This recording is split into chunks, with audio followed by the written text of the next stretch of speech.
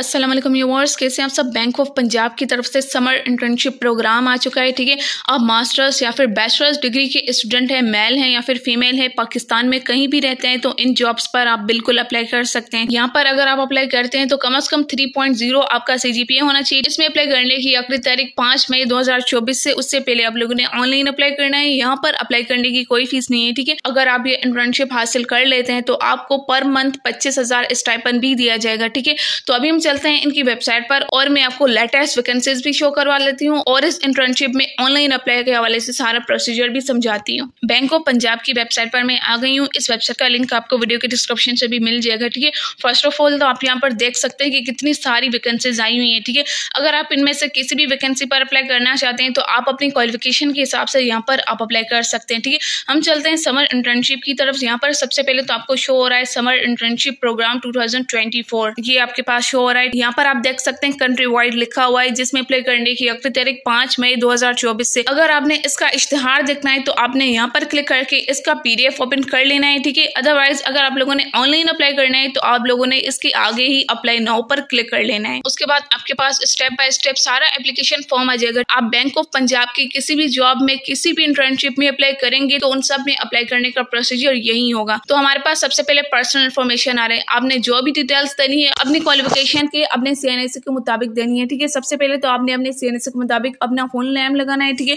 उसके बाद आपने अपना CNSE नंबर लगाना है। उसके बाद आपने अपनी डेट ऑफ बर्थ सेलेक्ट कर लेनी है। अपनी डेट ऑफ बर्थ सेलेक्ट करने के बाद आप अपने फादर का या फिर आपके घर में जो भी बड़ा है, अगर आप फीमेल हैं, आप शादीशुदा हैं तो अपने हस्बैंड का नेम भी लगा सकती हैं। उसके लिए सबसे पहले तो आपने यहाँ से अपनी कैटेगरी सेलेक्ट कर लेनी है। इसमें से जिस भी बंदे की आप डिटेल्स देना चाहती हैं तो सबसे पहले उसको यहाँ पर सिलेक्ट कर लेना है। मैं फादर पर ही सिलेक्ट कर लेती हूँ। उसके बाद यहाँ पर उसका नेम लगाना है। ठीक है, उसके बाद आपने अपने CNSE के मुताबिक अपना परमानेंट एड्रेस लगना है। जो भी आपके CNSE के बैकएंड पर आपका मुस्तकिल पता लिखा हुआ होता है वो यहाँ पर लगा सकते हैं। ठीक है, उसके बाद डिस्ट्रिक्ट, इसमें से आपका जो भी डिस्ट्रिक्ट होगा तो वो आप यहाँ पर सिलेक्ट कर सकते हैं। ठीक है, ये चीज करने के बाद आपने अपना सिटी सिलेक्ट कर लेना है। ठीक है, इसमें से जो भी आपका सिटी होगा तो वो आपने सिलेक्ट कर लेना होगा। उसके बाद आपने अपना प्रेजेंट एड्रेस लगाना है, मतलब कि जिस भी एड्रेस पर आप अभी रह रहे हैं तो वो यहाँ पर लगा सकते हैं, लेकिन आप परमानेंट एड्रेस और प्रेजेंट एड्रेस दोनों ही सेम भी लगा सकते हैं। ठीक है, उसके बाद दोबारा से अपना डिस्ट्रिक्ट सेलेक्ट कर लेना है। ठीक है, उसके बाद सिटी सेलेक्ट कर लेना है। उसके बाद आपने वो टेस्ट सेंटर सेलेक्ट कर लेना है जिस भी सिटी में आप अपना टेस्ट देना चाहते हैं। ठीक है, जो भी सिटी इसमें से आपको करीब पड़ता है तो वो आपने सेलेक्ट कर लेना है। उसके बाद आपने अपना मोबाइल नंबर लगाना है। ठीक है, उसके बाद आपने अपना डोमिसाइल ऑफ डिस्ट्रिक्ट सेलेक्ट कर लेना है। इसमें से जिस भी डिस्ट्रिक्ट का आपके पास डोमिसाइल है तो वो आपने यहाँ पर सेलेक्ट कर लेना है। ठीक है, ये चीज लगाने के बाद अगर आपके पास कोई भी लैंडलाइन नंबर है तो यहाँ पर एंटर कर सकते हैं, अदरवाइज अगर आपके पास ये नहीं है तो इसको छोड़ देना है। ठीक है, उसके बाद आपने अपना ईमेल एड्रेस लगाना है, करेक्ट लगाना है। ठीक है, उसके बाद आपने अपना मैरिटल स्टेटस सेलेक्ट कर लेना है। आप सिंगल है, मैरिड है, विडो है या फिर स्पाउस से सेपरेट हो चुके हैं या फिर आपकी डाइवोर्स हो चुकी है।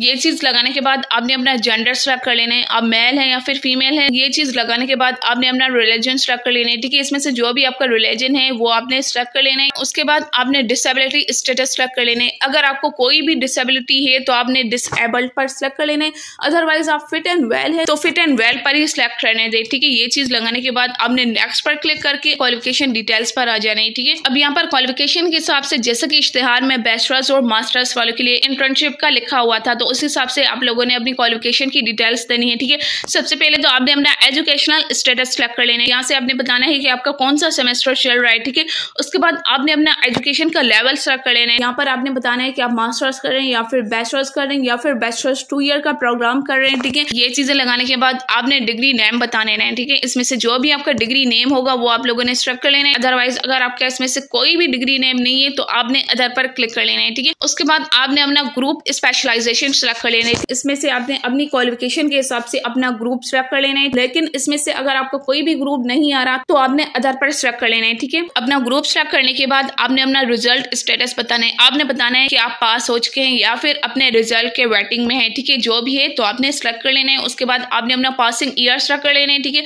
उसके बाद आपने अपना रिजल्ट टाइप सेलेक्ट कर लेना है। अगर परसेंटेज में होगा तो परसेंटेज, अगर CGPA होगा तो आपने CGPA लगा देना है। ठीक है, ये चीज लगाने के बाद आपने अपने ऑब्टेन मार्क्स का CGPA या फिर परसेंटेज वगैरह लगा देना है। ठीक है, ये चीज लगाने के बाद आपने अपने बोर्ड यूनिवर्सिटी का नेम लिखना है। ठीक है, उसके बाद आपने अपने इंस्टीट्यूट का नेम लिखना है। ये सारी चीजें लगाने के बाद आपने ऐड पर क्लिक कर लेना है। ठीक है, उसके बाद अगर आप बाकी की क्वालिफिकेशन का डिटेल्स देना चाहते हैं तो वो भी बिल्कुल दे सकते हैं। ठीक है, अब यहाँ पर क्वालिफिकेशन की डिटेल्स हो गई तो आप लोगों ने नेक्स्ट पर क्लिक क्लिक कर लेना है। नेक्स्ट पर क्लिक करने के बाद अगर आपके पास कोई भी प्रोफेशनल क्वालिफिकेशन है तो आपने इसमें से क्लिक कर लेना है, ठीक है। अगर इसमें से कोई भी आपकी प्रोफेशनल क्वालिफिकेशन है तो आप सिलेक्ट कर सकते हैं, लेकिन अगर आपके पास इसके अलावा कोई भी प्रोफेशनल क्वालिफिकेशन है तो आप अदर पर सिलेक्ट कर सकते हैं। लेकिन अगर आपने अभी तक कोई भी प्रोफेशनल क्वालिफिकेशन की ही नहीं है तो आप लोगों ने नॉन पर क्लिक कर लेना है, ठीक है। ये चीज करने के बाद आपने नेक्स्ट पर क्लिक कर लेना है और उसके बाद आपने यहाँ पर अपना एक्सपीरियंस टाइप कर लेना है। अगर आपके पास कोई भी किसी भी चीज का एक्सपीरियंस होगा तो आपने यहाँ पर वो सिलेक्ट कर लेना है। इंटर्नशिप के लिए कोई भी एक्सपीरियंस जरूरी नहीं है, लेकिन अगर आपके पास कोई भी एक्सपीरियंस है तो आपने सेकंड कैटेगरी पर क्लिक कर लेना है, ठीक है। उसके बाद आपने अपने एक्सपीरियंस की डिटेल्स दे देनी है। यहाँ पर आपके पास ये शो हो रहा है, ठीक है। आपके पास बैंक का है, किसी और चीज का एक्सपीरियंस है तो यहाँ पर आप लगा सकते हैं, ठीक है। ये चीज करने के बाद अगर आपके पास और भी किसी चीज का एक्सपीरियंस है तो वो भी आप ऐड कर सकते हैं। अदरवाइज आप लोगों ने नेक्स्ट पर क्लिक कर लेना है। नेक्स्ट पर क्लिक करने के बाद आपने रिलेशनशिप की डिटेल्स देनी है, मतलब कि आपका कोई भी फैमिली मेंबर, आपका कोई भी रिलेटिव, आपका कोई भी फ्रेंड यहाँ पर बैंक ऑफ पंजाब में काम करता है तो उसकी यहाँ पर डिटेल्स देनी होगी, ठीक है। लेकिन अगर आपका कोई भी रिलेटिव वगैरह, फ्रेंड्स वगैरह यहाँ पर काम नहीं करते हो तो आप लोगों ने नो पर क्लिक कर लेना है। ये चीजें सिलेक्ट करने के बाद आपने यहाँ पर भी नेक्स्ट पर क्लिक कर लेना है और सबसे लास्ट में आप लोगों ने अपनी रेज्यूमे, अपनी सीवी अपलोड कर लेनी है, ठीक है। सबसे पहले तो आप लोगों ने किसी भी एक्सपर्ट बंदे से अपनी अच्छी प्रोफेशनल सीवी बनवानी होगी। उसके बाद आप लोगों ने चूज फाइल पर क्लिक कर लेने और उसके बाद आप लोगों ने अपलोड पर क्लिक कर लेने। ये सारी डिटेल्स लगाने के बाद इनको एक बार चेक करने के बाद आप लोगों ने सिंपली सबमिट पर क्लिक कर लेने। इस तरह आपका इंटर्नशिप के लिए ऑनलाइन अप्लाई हो जाएगा। इसके अलावा बैंक ऑफ पंजाब में अगर आप किसी भी जॉब के लिए अप्लाई करेंगे तो उसका भी सेम प्रोसीजर है, ठीक है। उसके लिए भी इस तरह आप अप्लाई कर सकते हैं। और याद रखिए सारी डिटेल्स आप लोगों ने बिल्कुल करेक्ट लगानी है। मजीद आपको जो भी चीज समझ ना आई हो आप कमेंट सेक्शन में पूछ सकते हैं। वीडियो अच्छी लगी हो तो लाइक करें, शेयर करें और अगर अभी तक आपने मेरा चैनल सब्सक्राइब नहीं किया तो चैनल सब्सक्राइब कर लें। मिलता है नेक्स्ट वीडियो में, तब तक के लिए अल्लाह हाफिज।